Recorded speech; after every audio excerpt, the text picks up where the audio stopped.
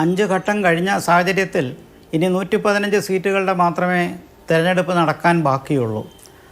ഇതിൽ ചില സംസ്ഥാനങ്ങളിൽ വ്യത്യസ്തമായ എന്നാൽ പാടെ വ്യത്യസ്തമല്ലാത്ത ചില മാറ്റങ്ങൾ നമ്മൾ കണ്ടു എന്നുള്ളൊരു വസ്തുതയാണ്. അതിൽ തന്നെ മുന്നണി രാഷ്ട്രീയം മാറി വരുന്ന സാഹചര്യത്തിലുണ്ടാകുന്ന ഭാഗ്യനിർഭാഗ്യങ്ങളും ഇവിടെ പ്രസക്തമാണ്. അപ്പോൾ ആ നിലയ്ക്ക് നോക്കുമ്പോൾ കഴിഞ്ഞ തവണത്തെ അപേക്ഷിച്ച് ഒരു ശക്തമായൊരു മോദി തരംഗം ഈ തിരഞ്ഞെടുപ്പിലില്ല എന്നുള്ളൊരു വസ്തുതയാണ്. പക്ഷേ അതുകൊണ്ട് NDAയുടെയും BJPയുടെയും അവസരം നഷ്ടപ്പെടുന്നു എന്നെനിക്ക് തോന്നുന്നില്ല. തീർച്ചയായിട്ടും കേവല ഭൂരിപക്ഷം കിട്ടാനുള്ള സാധ്യതയുണ്ട്. അത് ചില സ്ഥലങ്ങളിൽ നഷ്ടപ്പെടുന്നത് അത് കോമ്പൻസേറ്റ് ചെയ്യുന്ന മറ്റ് ചില സംസ്ഥാനങ്ങളുണ്ട്. ആ നിലയ്ക്കുള്ള തിരഞ്ഞെടുപ്പിൻ്റെ മെഷീനറി നന്നായിട്ട് പ്രവർത്തിച്ച് മുന്നണി ബന്ധങ്ങളുമൊക്കെ സ്ഥാപിച്ച് അത്തരത്തിലുള്ള നീക്കങ്ങളാണ് BJPയെ തിരിച്ചടികൾ ഉണ്ടാകുന്നുണ്ടെങ്കിൽ അതിനെ തന്നെ നേരിടാൻ കോമ്പൻസേറ്റ് ചെയ്യാൻ പറ്റുന്ന മറ്റ് ചില മേഖലകൾ ഉയരുന്നത്. അതിൻ്റെ വിശദമായ കാര്യങ്ങൾ ചോദിക്കുമ്പോൾ അതിലേക്ക് വരാം. പക്ഷേ എന്തായാലും BJPക്കുള്ള ഭരണ തുടർച്ചയ്ക്കുള്ള എല്ലാ സാഹചര്യവും ഇപ്പോഴും ഉണ്ട്. എന്നാൽ 2019 പോലെ ഒരു മോദി തരംഗമില്ല. എന്നാൽ മോദി പ്രിഫറൻസ്, മോദിക്ക് പ്രയോറിറ്റി ഉണ്ട്.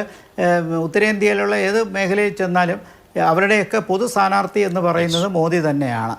സൗത്ത് ഇന്ത്യയിൽ ഒരു പക്ഷേ പൂർണ്ണമായിട്ടും അങ്ങനെ അല്ലെങ്കിൽ പോലും വടക്കും കിഴക്കും പടിഞ്ഞാറിനുമെല്ലാം മോദി ഫാക്ടർ ഇപ്പോഴും നിലനിൽക്കുന്നു. പക്ഷേ 2019 പോലെ ഒരു കൊടുങ്കാറ്റ് പോലെയുള്ളൊരു തരംഗം ഇത്തവണയിൽ. ആ നിലയ്ക്ക് തീർച്ചയായിട്ടും കഴിഞ്ഞ തവണത്തേക്കാൾ സീറ്റുകൾ കുറയാൻ സാധ്യതയുണ്ട്. പക്ഷേ ഭരണം നഷ്ടപ്പെടാനുള്ള സാധ്യത താങ്കൾ കാണുന്നില്ല. ഞാൻ ആ രാഷ്ട്രീയ പാർട്ടി പ്രതിനിധികളിലേക്ക് പോകുന്നതിന് മുമ്പ് ഡോക്ടർ ജി ഗോപകുമാർ, ഇന്ത്യയിലെ ഏറ്റവും കൂടുതൽ ലോക്സഭാ സീറ്റുകളുള്ള 2 സംസ്ഥാനങ്ങൾ ഉത്തർപ്രദേശ്, മഹാരാഷ്ട്ര എടുത്തു കഴിഞ്ഞാൽ മഹാരാഷ്ട്രയിൽ ഇലക്ഷൻ കഴിഞ്ഞിരിക്കുന്നു. 48 സീറ്റുണ്ട് അവിടെ. ഇത്തവണ അവിടെ ഉദ്ധവ് താക്കറെയുടെയും ശരത് പവാറിന്റെയും കോൺഗ്രസിന്റെയും നേതൃത്വത്തിൽ വളരെ ശക്തമായ ഒരു വെല്ലുവിളി BJPയുടെ സഖ്യം നേരിടേണ്ടി വന്നു. അവിടെ ഉദ്ധവ് താക്കറെയും അതുപോലെ തന്നെ ശരത് പവാറിനെയും അപേക്ഷിച്ച് അജിത് പവാറും ഷിൻഡെയും വീക്കായിരുന്നു. അപ്പോൾ അവിടെ BJPക്ക് അല്ലെങ്കിൽ NDAക്ക് സീറ്റ് കുറയാനുള്ള വലിയ സാധ്യതകൾ ചൂണ്ടിക്കാണിക്കപ്പെടുന്നു.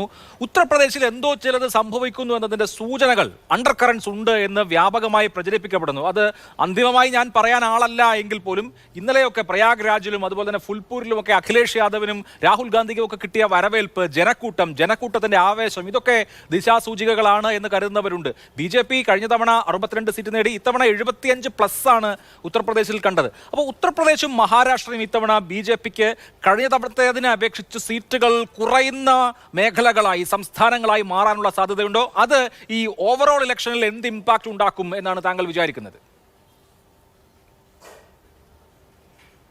ഉത്തർപ്രദേശിനെ സംബന്ധിച്ചിടത്തോളം എനിക്ക് സംശയമില്ല, അവിടെ ശക്തമായ മോദി വികാരം അവിടെ ഉണ്ട്. അത് അവിടത്തെ രാഷ്ട്രീയം മനസ്സിലാക്കുന്ന ഏതൊരാൾക്കും, അവിടെ പോകുന്ന ഒരാൾക്കും, അവിടുമായുള്ള ബന്ധങ്ങളുള്ള ആൾക്കാർക്കും വ്യക്തമായിട്ട് മനസ്സിലാക്കാം. ഞങ്ങൾ പൊളിറ്റിക്കൽ സയൻസിലെ അധ്യാപകരുമായിട്ടൊക്കെ നിരന്തരം ബന്ധമുണ്ട്. അവിടെ ഫീൽഡ് വർക്കൊക്കെ ചെയ്യുന്ന, ഇലക്ഷൻ സ്റ്റഡീസ് നടത്തുന്ന സാറുമാരൊക്കെ ഉണ്ട്. അപ്പോൾ അവരുമായിട്ടൊക്കെ നിരന്തരം ചർച്ച ചെയ്യുന്ന ഒരാളെന്നുള്ള നിലയിൽ എനിക്ക് ഉറപ്പിച്ച് പറയാം, അവിടെ മോദി വികാരം, മോദി തരംഗം ഉത്തർപ്രദേശിൽ ശക്തമാണ്.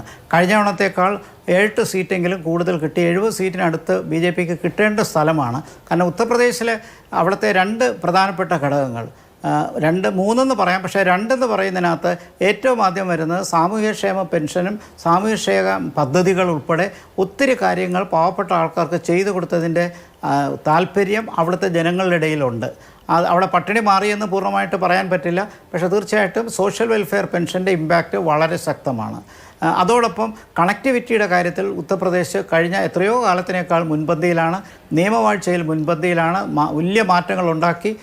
ഇത്തരം സാമൂഹ്യക്ഷേമ പദ്ധതികളും നിയമവാഴ്ചയും കുറച്ച് സാമ്പത്തിക വികസനവുമെല്ലാം വന്നൊരു സാഹചര്യത്തിൽ ഇതിനൊക്കെ പുറമെയാണ് രാമക്ഷേത്ര നിർമ്മാണത്തിൻ്റെ സ്വാധീനം. അത് ഈ തിരഞ്ഞെടുപ്പിലാണ് അത് വരേണ്ടത്. മറ്റൊരു തിരഞ്ഞെടുപ്പിലേക്ക് അതിനുള്ള സാധ്യതയില്ല. കാരണം 4 മാസത്തിന് മുമ്പാണ് ക്ഷേത്രം ഉദ്ഘാടനം ചെയ്തത്. നമുക്ക് തിരുവനന്തപുരത്തു നിന്നോ കേരളത്തിലിരുന്നോ ഇത് കാണുന്നത് പോലെയല്ല. അവിടുത്തെ ജനങ്ങളെ സംബന്ധിച്ചിടത്തോളം റിലീജിയസ് ഫാക്ടർ വളരെ പ്രസക്തമാണ്. അതൊരു സ്പിരിച്വാലിറ്റിയുടെ ഭാഗമായിട്ട് ഇപ്പോൾ കുറച്ചുകൂടി പടിഞ്ഞാട്ടായിട്ട് ബനാറസും തീർച്ചയായിട്ടും കുറച്ചുകൂടി കിഴക്കൻ ഭാഗങ്ങളിലായിട്ട് അയോധ്യയും. അപ്പോൾ ഇതെല്ലാം പ്രധാനപ്പെട്ട ക്ഷേത്രങ്ങളാണ്. അവിടുത്തെ ആ തീർത്ഥാടനം വളരെ ശക്തമായിട്ട് നടക്കുകയാണ്. പോരെങ്കിൽ അയോധ്യയിലെ തർക്കവിഷയമെല്ലാം കഴിഞ്ഞ് വളരെ രമ്യതയിലാണ് ക്ഷേത്ര നിർമ്മാണം പൂർത്തിയായത്. അതിനോടൊപ്പം നമ്മൾ കണ്ടതാണ് മോദി അതെങ്ങനെ രാഷ്ട്രീയമായിട്ട് ഉപയോഗിച്ചു എന്നുള്ളത് നമുക്ക് വളരെ നന്നായിട്ടറിയാം. അദ്ദേഹം തന്നെ അതിൻ്റെ പൂജകളൊക്കെ നടത്തി തുടങ്ങുന്നതായിട്ടാണ് കാണിച്ചത്.